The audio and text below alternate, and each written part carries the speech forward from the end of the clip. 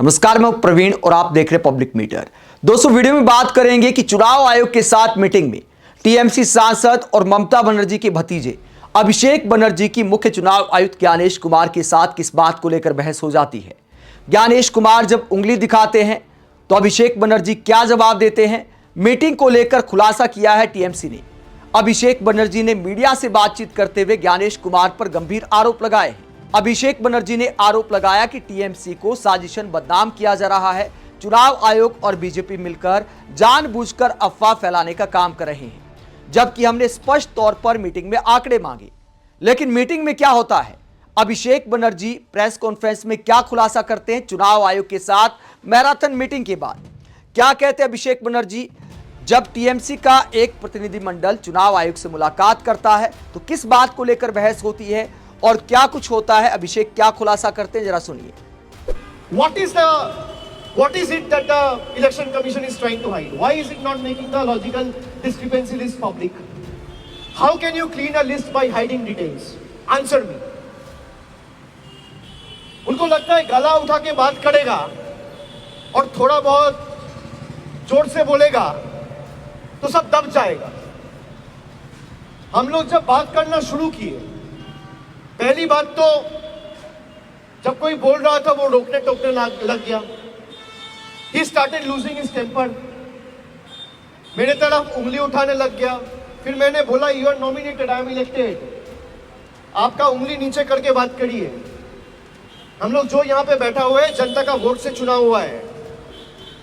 BJP के बदौलत खाली आपका एक नोटिफिकेशन का बेसिस पे मैं यहाँ पे नहीं आया हूँ।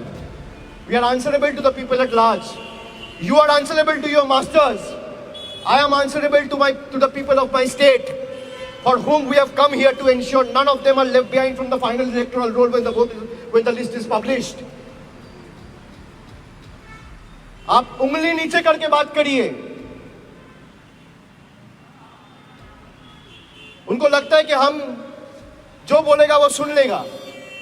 If he has the guts and gall, let him release the footage.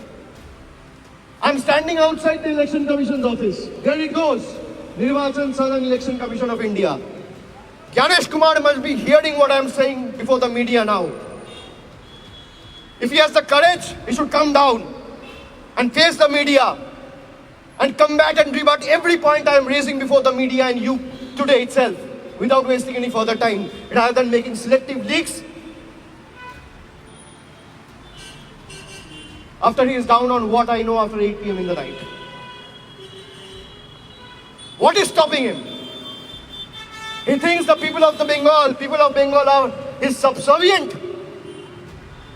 He thinks people of Bengal and we parliamentarians and the ministers, the MLAs or the MPs who have been elected by the people, standing in long queues by exercising their franchise, are they bonded laborers?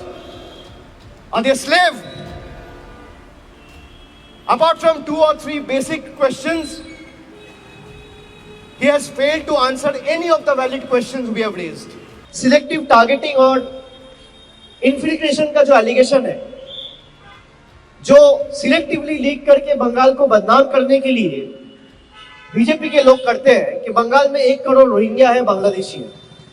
तो मैंने election commission से कहा कि ये जो 58 लाख लोग draft list में जिसका नाम नहीं उठा है, उसमें से कितने लोग बांग्लादेशी हैं और कितने लोग रोहिंग्या हैं, जरा इसकी सूची आप सार्वजनिक करें।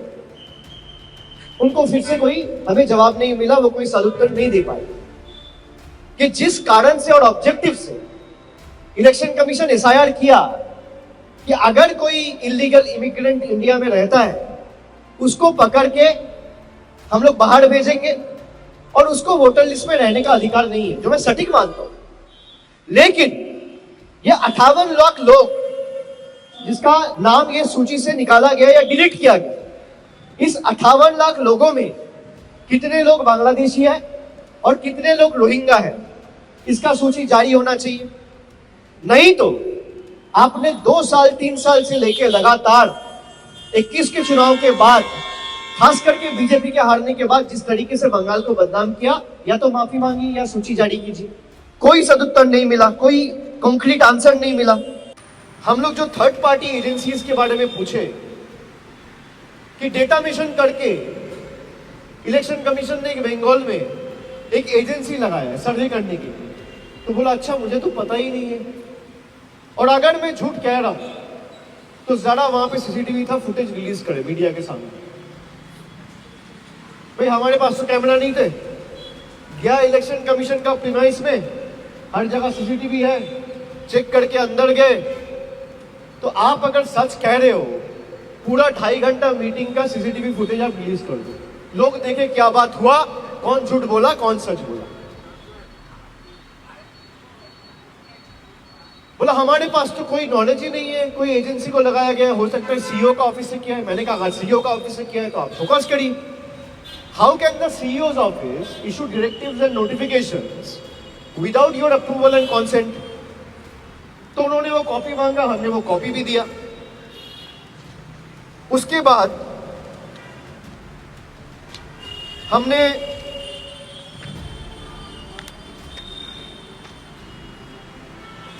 ये जो ईआरओ से बिना पूछे नाम डिलीट किया जा रहा है बैक एंड से सॉफ्टवेयर करके, इसके लिए उनसे सवाल पूछा कि कोई सॉफ्टवेयर यूज करके बिना फॉर्म 7 फिल किए इलेक्टोरल प्रोसेस में कैसे बैक एंड से आप नाम डिलीट कर सकते हो? तो उन्होंने कहा कि अगर किसी ने इन्यूमरेशन फॉर्म नहीं भरा तो उसका नाम डिलीट होगा। मैंने कहा सही है, एकदम सही है, इन्यूमरेशन फॉर्म नहीं भरा, नाम डिलीट होगा। जो जिंदा है उसका नाम कैसे डिलीट होगा? बोला फिर तो वो फॉर्म 6 फिल कर सकता है। मैंने कहा लेकिन जिम्मेदार कौन है?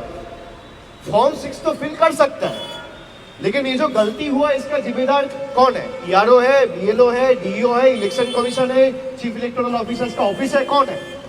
कोई जवाब नहीं मिला। तो अभिषेक बनर्जी आरोप लगाते हैं कि बहुत सारे मतलब के सवाल किए गए, घुसपैठ को लेकर सवाल किया गया कि आंकड़े जारी कीजिए। बिहार में भी ऐसी मांग की गई थी, बीजेपी ने मुद्दा बनाया, चुनाव आयोग ने भी कहा कि घुसपैठ एक बड़ा मुद्दा है। लेकिन जब आंकड़े पूछे गए कि कितने घुसपैठिए पकड़े गए बिहार के एसआईआर में, तो चुनाव आयोग ने कहा कि तो जिला स्तर पर जानकारी मिल सकती है।